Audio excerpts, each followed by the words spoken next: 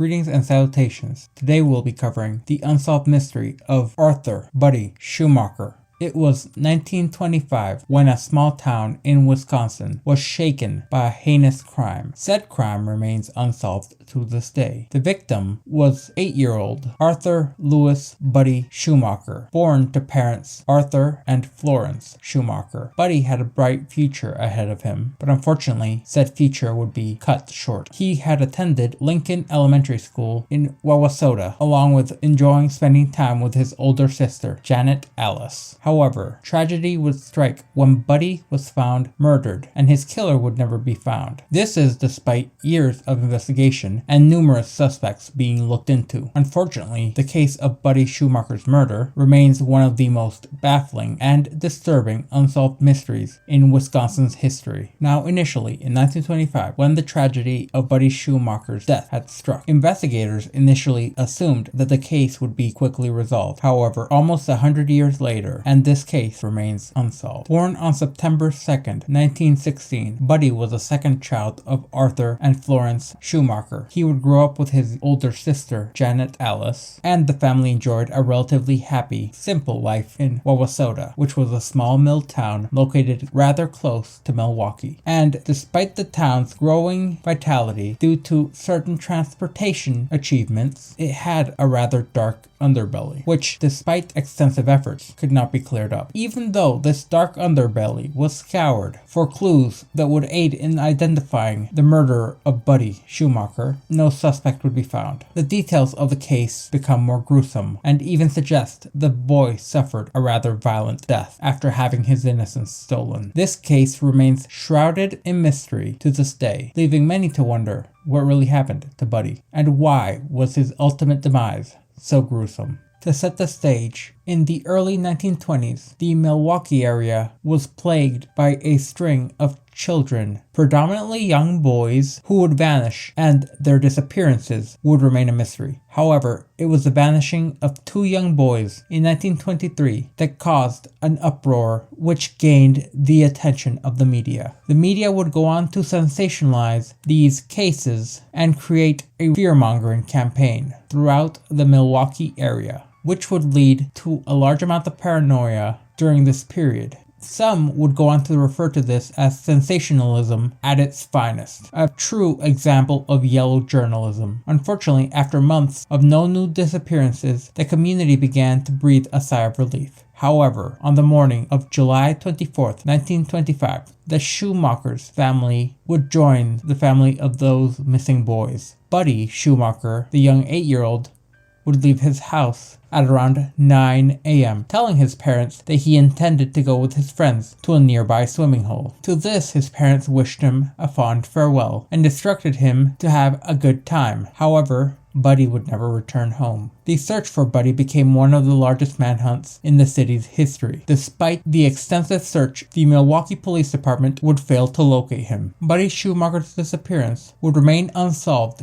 for 2 years, leaving his family and the community wallowing in a state of shock and despair. The day that Buddy had gone missing, Arthur had been worrying due to the sun having set and his son had yet to return home after playing with his friends. This caused Art to go from house to house asking if anyone had seen Buddy, but sadly no one had. Apparently, Buddy's friends had lost sight of him between swimming and the train tracks. After hearing this, Art went to see if Buddy had visited any of their relatives. Unfortunately, these efforts would be for naught. The young 8-year-old was nowhere to be found. As hours passed and Buddy still failed to show up, his mother, Florence, would also begin to worry. Supposedly, she would pray for his return. Unfortunately, her prayers would not be answered. Art would go on to decide to organize a town-wide search with the aid of his family and friends. Once again, Buddy was not found anywhere near the water. At this point, desperation would set in, causing Art to call the police, along with local news agencies, in order to report his son being missing. After this, news would spread quickly, and rumors to follow. The newspapers would go on to speculate wildly, going so far as to, in one rumor, claim that Buddy had been kidnapped by a vengeful family member with a grudge against Art. short, the small community in which they lived in was at a frenzy. Paranoia was at a fever pitch. Fingers were being pointed at various members of Art's family. However, this theory was never proven, and it is seen as being highly unlikely, if having any shred of truth at all.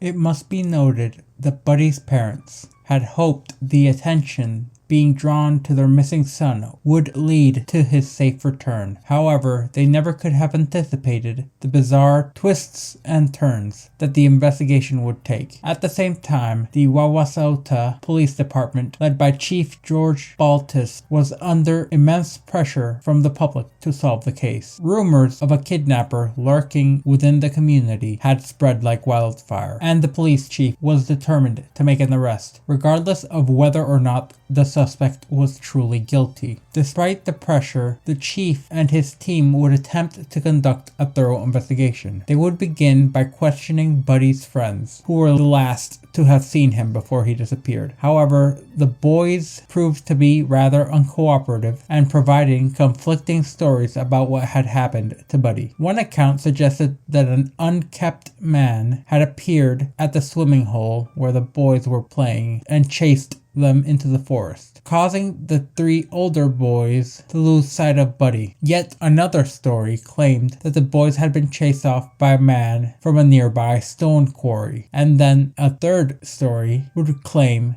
an even more bizarre tale. This one was only recounted by one of the boys to one of the local newspapers, and it allegedly went as follows. They had heard a man's voice as they jumped off a train to get to the swimming hole. The man had supposedly followed them and eventually caught up with Buddy near the tracks, while the other boys had managed to get away. The police investigated all three of these stories. However, none of them proved to be true due to lacking any shred of conclusive evidence that would point to what had happened to Buddy. To this day, what exactly happened remains shrouded in mystery. Some have speculated that he may have been kidnapped or abducted, while others believe that he may have just wandered off and gotten lost in the woods. Despite numerous searches and investigations over the years, no one was able to be held responsible for the disappearance and eventual fate of Buddy. It is important to note that in the summer of 1925, the town of Wauwatosa was a bustling transportation hub. Train tracks crisscrossed the town, and transients looking for work or some sort of adventure would come to the town and camp near the rails. However, this influx of outsiders had made the locals uneasy, especially after the disappearance of Buddy Schumacher. Suspicion would quickly fall onto the transient community due to this unease. Police were so eager to find any lead that they would heavily focus their investigation into them. Unfortunately, it would be to no avail. It wasn't until July 27th, 1925, that a break in the case seemed to appear. A 10-year-old orphan boy led police to a campsite where he and his friend had reportedly been harassed by two middle-aged men. The camp was close to where Buddy's friends had said they had last seen him. The lead investigators began to believe that the men could have been responsible for the disappearance of Buddy. However, by the time the police arrived, the men were nowhere to be found. The search continued. However, despite the best efforts of the Schumacher family, the Coast Guard, and detectives, no trace of the young boy was found. There were even uses of dynamite recorded near the quarry where the boys claimed to have been playing the other day, potentially being used to destroy any evidence of Buddy. However, no evidence linking either of the incidents, be it the transients or the explosions at the quarry, were found to be tied to the disappearance of Buddy. However, the questions still remain. Were the transients in any way related to what happened to Buddy? Or could they have potential knowledge of what might have happened to the boy due to the location of their campsite? Once the theory of the transients' involvement took hold, the townspeople began turning in anyone they believed was involved, and reports of suspicions of transient men flooded in to an overwhelming degree. Buddy's parents were unable to handle the stress and anxiety of losing their son, along with the subsequent press attention. It got to the point that they decided that they would leave the town and stay with relatives further north. As they left, a man from Milwaukee arrived in the town in order to hunt for mushrooms. After a few unsuccessful foragings, the man spied a small thicket that looked rather odd. Upon closer inspection, he found the body of a young boy, barely 4 feet away from a well-traveled path. The mushroom forager suspected that the body was that of Buddy Schumacher. However, he could not be certain. He did not want to risk alerting anyone and being dragged into the story by the papers if he were wrong. So instead, he would go on to gather his son along with a friend and found a picture of Buddy in the newspapers. They would take the picture with them as they would set back down to the path to find where the body was located. After a quick comparison, the 3 men agreed that the boy was in fact Buddy Schumacher. The mushroom forager would then go on to contact the police about his discovery. As it turns out, it had taken a total of 7 weeks of tireless searching until someone just happened upon the body of the young boy. And what a find it was. The badly decomposed body was heavily mutilated and was officially discovered on September 13th. The police chief would go on to find both Art and Florence in order to positively identify the body. However, when they were nowhere to be found, it fell upon Buddy's uncle to go instead. Later, the autopsy would reveal that the 8-year-old had been brutally beaten, abused, and violated, then strangled. The cause of death, however, was determined to be a handkerchief that had been stuffed down his throat. The news of Buddy's death spread quickly, and newspapers quickly flocked to the town, and they would go on to sensationalize the story with headlines and even going as far as to swarm Buddy's funeral. The entire town was on edge as they now had to find not a kidnapper or a missing boy, but a killer who had hideously mutilated a young boy. Despite the exhaustive efforts, little was found, which left the town to grapple with the idea that Buddy's killer may still be living amongst them. Many theories would emerge, including one that implicated a group of transients who were passing through the town at the time that Buddy disappeared. Another theory suggested that the killer was someone closer to home, someone who personally knew Buddy and his routine well. As time passed, the case would continue to grow colder and colder, and eventually the investigation would stall. Today, nearly a century later, the murder of Buddy remains one of Wisconsin's most notorious unsolved mysteries, haunting the very town where he died, his death becoming a permanent scar, marring the otherwise prosperous community. Every transient in the area would be questioned and investigated, in hopes of finding a lead. However, the main focus was now on the handkerchief found at the scene of the crime, within Buddy's throat. Embroidered into the handkerchief was the letter A, which did not belong to either Buddy or his father Art, who both shared the same initial. This led to detectives believing the handkerchief belonged to the killer, and they would go on to publish a description of it along with a photo in the local newspaper, hoping for public cooperation. Despite their efforts, little came of this. However, detectives would not give up, continuing their investigation into the transient community with almost a laser focus. It was there that they would come across Edward Vreeland, who gained police attention early on. Although he was not positively identified as the man seen on the train, he would not be released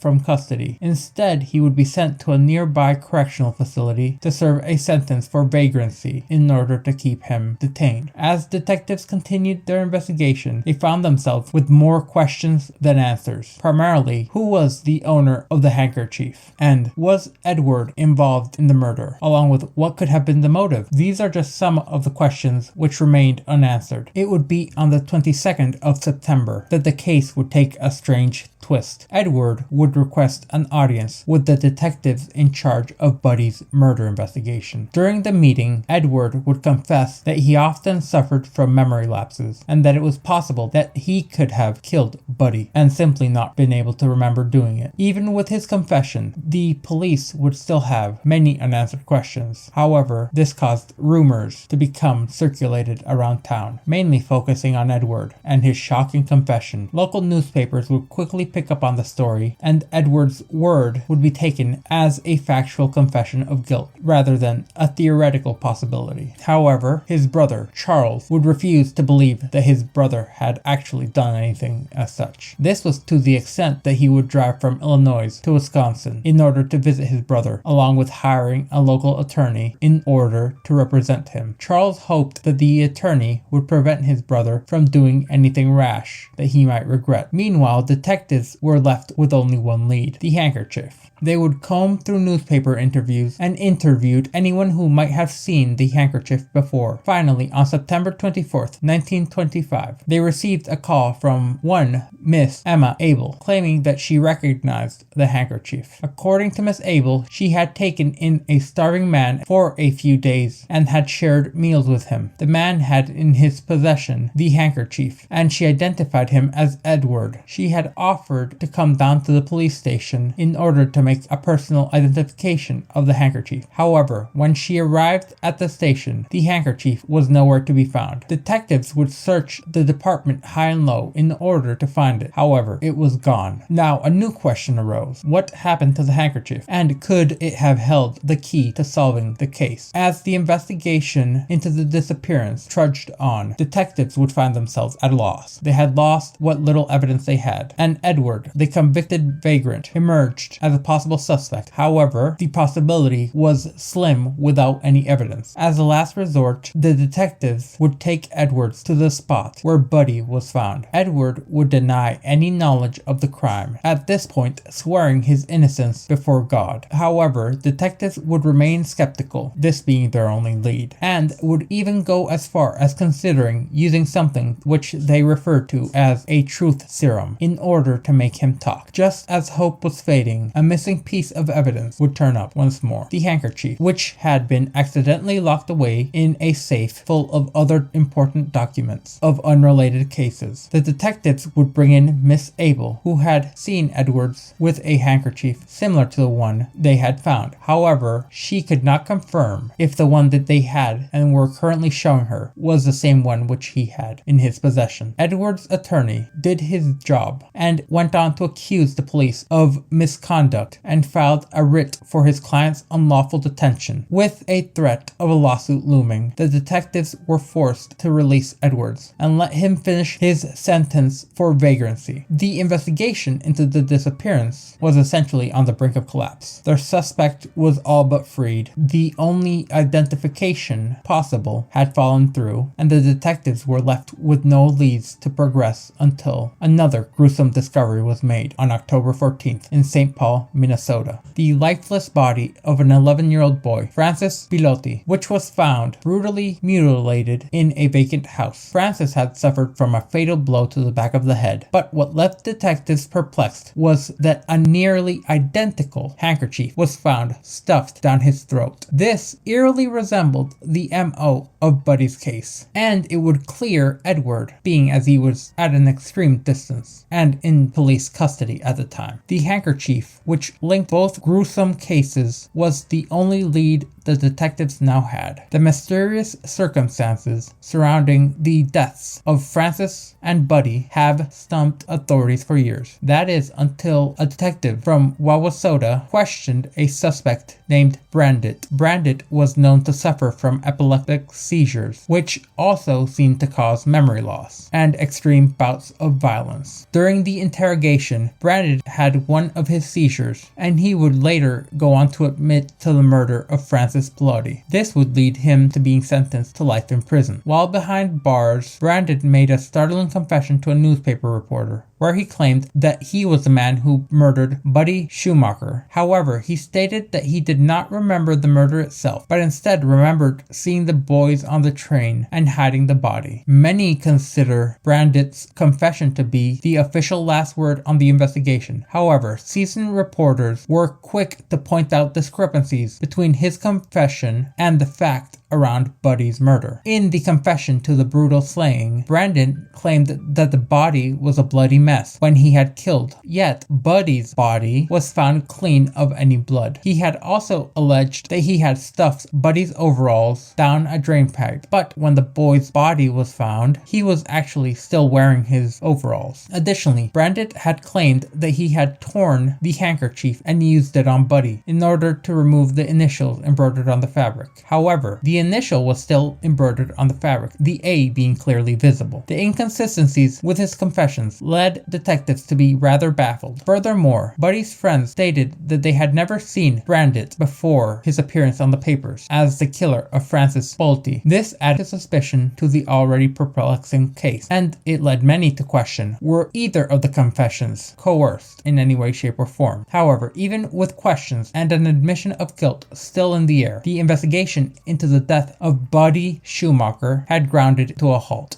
Years later, the Schumacher family home would change hands, falling into the possession of the Hoffman family. One Paul Huffman, a member of said family, would become fixated on the case. He was utterly and completely driven into uncovering the truth behind Buddy's disappearance and death. In his book, Paul claims to have uncovered the true identity of the person responsible for Buddy's murder. However, he remains rather tight-lipped about the information, refusing to give or reveal the name due to rationalizing it as doing so in order to keep from potentially tarnishing a family's reputation with nothing more than what would be an educated guess. Despite Paul's tantalizing claims, the case remains as an unsolved case and continues to haunt those who remember the tragic story of Buddy Schumacher. The question remains, will the truth ever be uncovered, or will the mystery surrounding his disappearance remain forever unresolved? If you remained with me until the end, I thank you, and I do hope you stay tuned and subscribe for more content.